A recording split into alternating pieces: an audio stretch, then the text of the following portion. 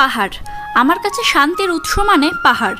পাহাড় যেন বারবার আমায় টানে, তাই সুযোগ পেলেই চলে যাই পাহাড়ে।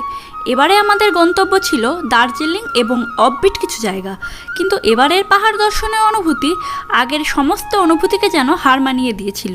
কারণটা ছিল বাইকে পাহাড় দর্শন, পাহাড়ে বাইক রাইডিং, এ যেন এক অবর্ণনীয় অনুভূতি। চলুন তাহলে আজ সেই অভিজ্ঞতাই আপনাদের সাথে শেয়ার করব। 7ই সেপ্টেম্বর 2024 আমরা বেরিয়ে পড়েছি আমাদের গন্তব্যের উদ্দেশ্যে। শিয়ালদা থেকে আমাদের ট্রেন ছিল রাত 10টা 5-এ দার্জিলিং মেল। তো আমাদের ট্রেনও চলে এসছে, আমরা এখন ট্রেনে উঠে পড়ব। পরদিন ভোর 5টা, সূর্যের লাল আভায় চারিদিকটা আলোকিত হয়ে উঠছে, আর ওই দূরে দেখা যাচ্ছে কাশফুল। দেখেই কিন্তু বোঝা যাচ্ছে শরৎকাল চলে এসছে। সকাল 8টা 5-এ আমরা এখন নেমে পড়েছি এনজেপি স্টেশনে। এখান থেকে এখন আমরা একটা অটোতে করে চলে যাব বাইকওয়ালা ভাইয়ার দোকানে, সেখান থেকেই আমরা বাইক রেন্টে নেব। তো আমরা কিন্তু বাইক নিয়ে বেরিয়ে পড়েছি। আমরা নিয়েছি পালসার 220।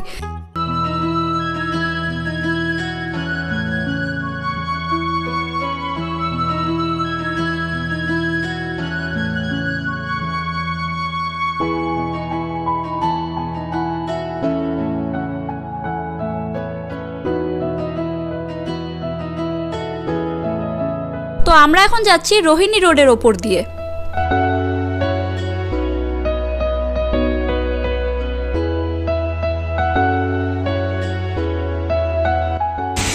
তো পথে যেতে যেতে আমরা এই ঝর্ণাটা দেখতে পেলাম, বেশ সুন্দর।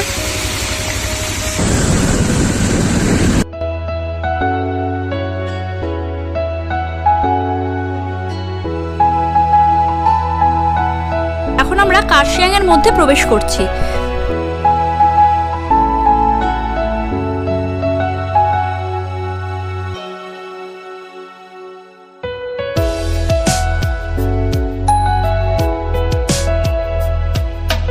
এটা হলো কার্শিয়াং ভিউ পয়েন্ট। এখান থেকে সামনের পাহাড়ের দৃশ্যটা জাস্ট অপূর্ব লাগছে। চলুন তাহলে আবারও বেরিয়ে পড়া যাক। এটা হলো কার্শিয়াং রেলওয়ে স্টেশন।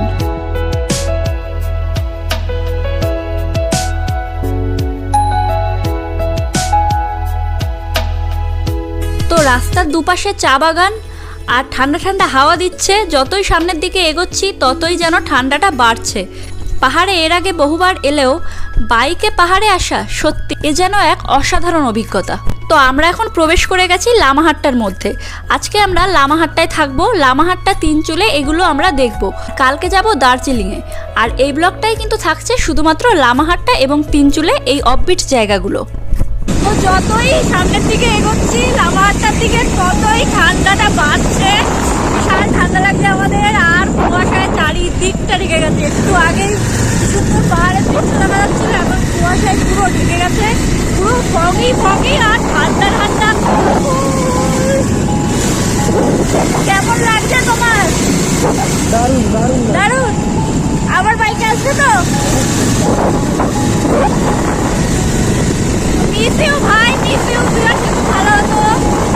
বড় বড় পাইন গাছগুলো মনে হচ্ছে যেন আকাশ ছুঁয়ে যাচ্ছে। চারিদিকটা এত সুন্দর, মনে হচ্ছে যেন এই পথ যদি না শেষ হয়। এই যে ড্রাইভার, বাইক চালিয়ে কি কোমর ব্যথা হচ্ছে? তা এরপরে আরো 2 দিন আছে, কিন্তু পারবে তো? বাইকে ভালো লাগছে তো? তো লামাহাট্টায় আমাদের যে হোমস্টে বুকিং করা ছিল সেখানে যেতে হলো এনজেপি থেকে। সেখানে টাইম লাগবে 3 ঘন্টা, প্রায় 75 কিলোমিটার। প্রায় চলে এসছি, আর আধ ঘন্টা লাগবে। তো এখানটা একটুখানি থামলাম, কারণ কোমর ধরে যাচ্ছে। প্রায় 2.5 ঘন্টা তো হয়ে গেছে বসে রয়েছি। মাঝে একবার কার্শিয়াংয়ে দাঁড়িয়েছিলাম, আর এই যে আরেকটু দাঁড়ালাম। তো সিরিয়াসলি মানে পাহাড়ে এতবার এসছি, কিন্তু বাইকে এই প্রথমবার এত ভালো লাগছে মানে বলে বোঝানোর মতো না। তো একবার আপনাদের রিকোয়েস্ট করব, পাহাড়ে বাইকে আসুন। মানে এর থেকে অসাধারণ অনুভূতি কিচ্ছু হবে না। অসাধারণ। বেশ ঠান্ডা আছে এখানে। আমাদের ব্যাগটা যেহেতু বাঁধা রয়েছে তাই জন্য আর ব্যাগটা খুলছি না, না হলে সোয়েটার পরতে হবে, এত ঠান্ডা লাগছে। আমার লাইফ টাইম ড্রাইভার। চলুন তাহলে। লামাহাট্টাটা বেসিক্যালি একটু অফিস জায়গা, তো একটু শুনশান জায়গা। রাস্তা মানে রাস্তার আশেপাশে কোথাও কোনো দোকানপাট কিছু নেই, একদম অফিস একটা জায়গা। মানে যেতে খুব ভালোই লাগছে, একদম শুনশান, চারিদিকে গাছ আর পাহাড়, আর আমরা দুজন।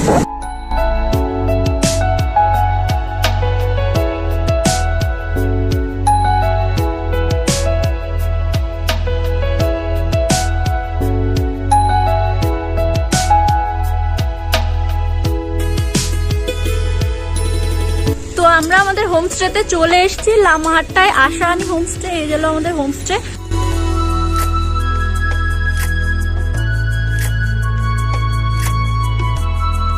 আর হোমস্টের একদম সামনেই হলো লামাহাট্টা ইকো পার্ক। খুব খিদে পেয়েছে, সকাল থেকে শুধু ট্রেনে 1 কাপ চা খেয়েছিলাম, জাস্ট আর কিছু খাইনি। মাঝে ভেবেছিলাম দাঁড়িয়ে ব্রেকফাস্ট করব, কিন্তু আর ভাবলাম যে না, ঠিক আছে একবারে গিয়েই লাঞ্চটা করি। তো এখন আগে লাঞ্চটা করবে। এসে জাস্ট পৌঁছালাম রুম থেকে, এই হলো ভিউ।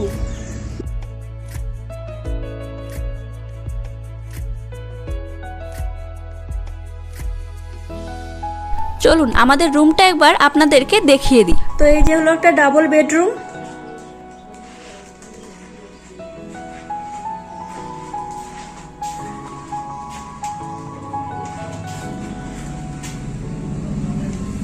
একটা ড্রেসিং টেবিলও আছে ছোট। আর এটা হলো ওয়াশরুম। গিজার আছে, যেটা সব থেকে দরকারি। তো বেশ সুন্দর, ছোটর মধ্যে খুবই সুন্দর। তো এখন যেহেতু এখানে একটু অফ সিজন চলছে, সেপ্টেম্বরের 15 তারিখ অব্দি এই হোমস্টেটা পার ডে ফুডিং লজিং দিয়ে 900 টাকা করে নিচ্ছে। এখন আমরা চলে এসেছি লাঞ্চ করতে, তাহলে চলুন দেখে নেওয়া যাক লাঞ্চে কি কি আছে। রাইস, এগ কারি, ডাল, এটা কি মিক্স ভেজিটেবল আছে, স্যালাড, পাঁপড় আর ভাজি, শাক ভাজি, আলু ভাজি।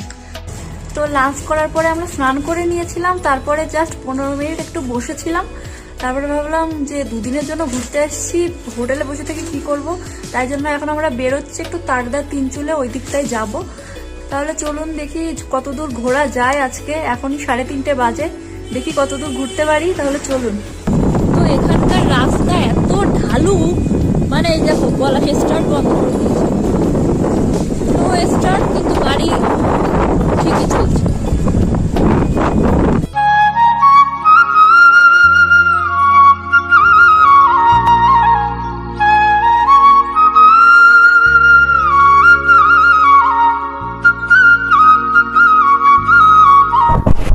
চলে এসেছি ত্রিবেণী লাভার্স ভিউ পয়েন্টে। এখানে 3টে পাহাড় এবং 2টো নদী একসঙ্গে মিলিত হয়েছে। ওই যে দূরে যে পাহাড়টা দেখা যাচ্ছে সেটা সিকিম, আর এই দিকটা হলো কালিম্পং, আর আমরা যেটাতে দাঁড়িয়ে রয়েছি এটা হলো দার্জিলিংয়ের মধ্যে পড়ছে। আর যে নদী দুটো দেখা যাচ্ছে তার একটা হলো তিস্তা নদী আর একটা হলো রঙ্গিত নদী।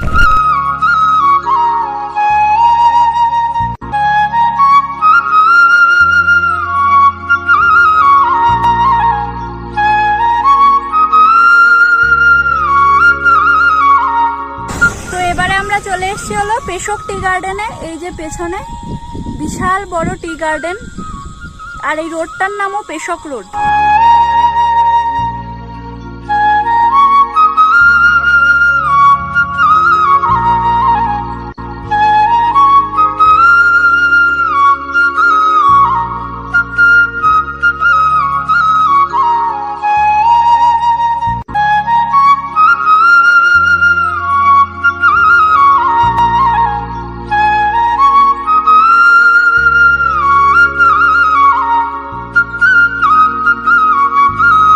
এবার আমরা চলে এসেছি গুম্বাথারা ভিউ পয়েন্টে।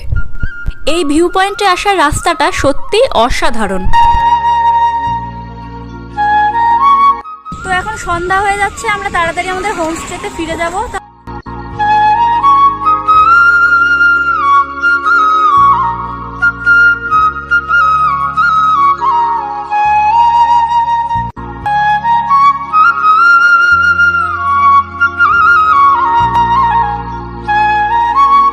আমরা হোমস্টে একসাথে ফিরে এসেছি। এখন হলো সন্ধ্যা 6টা বাজে, একদম ঠিকঠাক টাইমে ফিরে এসেছি। তো আজকে তিনচুলে ঘোরা হয়ে গেল, আর লামহাট্টায় তো আমরা আছি। সকালে লামহাট্টা ইকো পার্ক ঘুরে তারপরে আমরা অন্যদিকে যাব। তো আজ বাইক চালানো হয়েছে প্রায় 100 কিলোমিটার, ইনফ্যাক্ট 100 কিলোমিটারের বেশি, কারণ আমাদের আসতে 75 কিলোমিটার আর এখানে আমাদের 35-40 কিলোমিটার হয়ে গেছে, মানে 100 কিলোমিটার বেশি বাইক চালানো হয়েছে। এতক্ষণ বাইকে আমি বসে থাকতে পারি না, কি করে আজকে পারলাম জানি না। আর পলাশও খুব ভালো চালিয়েছে। গুম্বাধারা ভিউ পয়েন্ট যেটা দেখতে গেছিলাম, এত খারাপ, মানে রাস্তা তো ভালো কিন্তু এত ওপরে, মানে ভয় লাগছিল রীতিমতো। আর খাদে পড়ে গেলে, পাশে রেলিংও দেওয়া ছিল না, খাদে পড়ে গেলে গেল, কিন্তু ও খুব ভালো চালিয়েছে। তো আমার ড্রাইভার সাহেব ভালো অ্যাকচুয়ালি।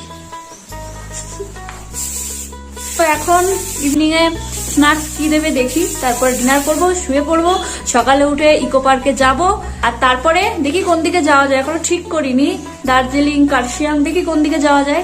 তো আপনাদের সাথে শেয়ার করব, তো দেখতে থাকুন। তো এখন চলে এসছে আমাদের ইভিনিং স্ন্যাক্স।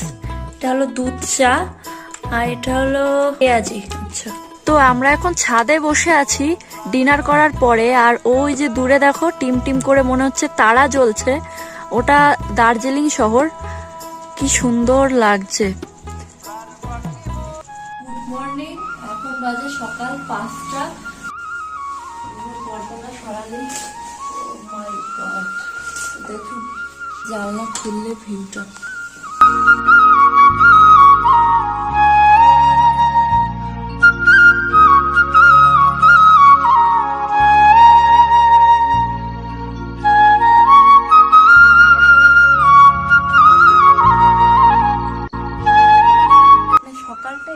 সুন্দর মনে হয় হতে পারে না। সামনে কাঞ্চনজঙ্ঘা, রুম থেকে ভিউ মানে অসাধারণ। তাহলে চলুন একবার ছাদে গিয়ে আপনাদেরকে দেখাই।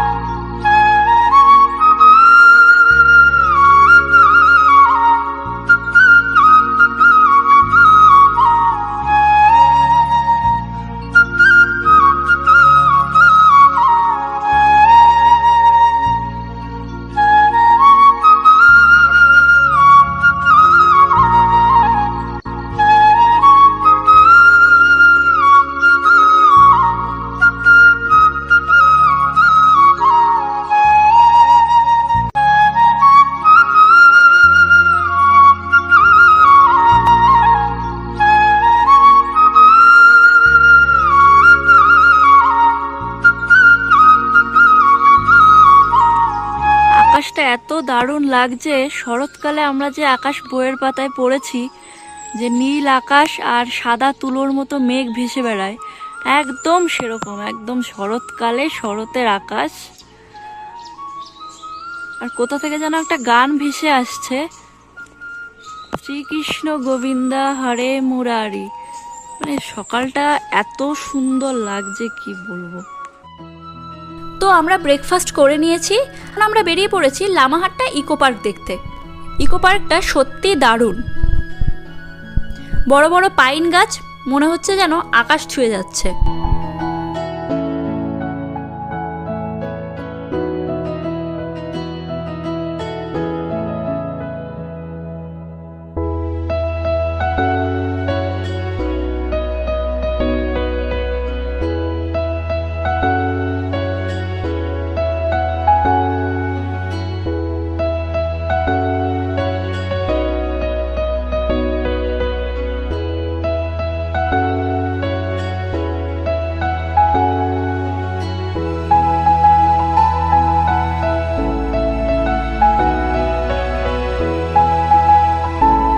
ইকো পার্ক ঘুরে দেখার পরে আমরা এখন চলেছি দার্জিলিং এর পথে। আর যত দার্জিলিং এর দিকে এগোচ্ছি তত যেন মেঘ আর কুয়াশা আমাদেরকে জাপটে ধরছে। তাহলে দার্জিলিং এর ব্লগটা পরবর্তীতে শেয়ার করব। আজকের ব্লগটা এই পর্যন্তই থাক। কেমন লাগলো ব্লগটা প্লিজ সবাই জানাবেন।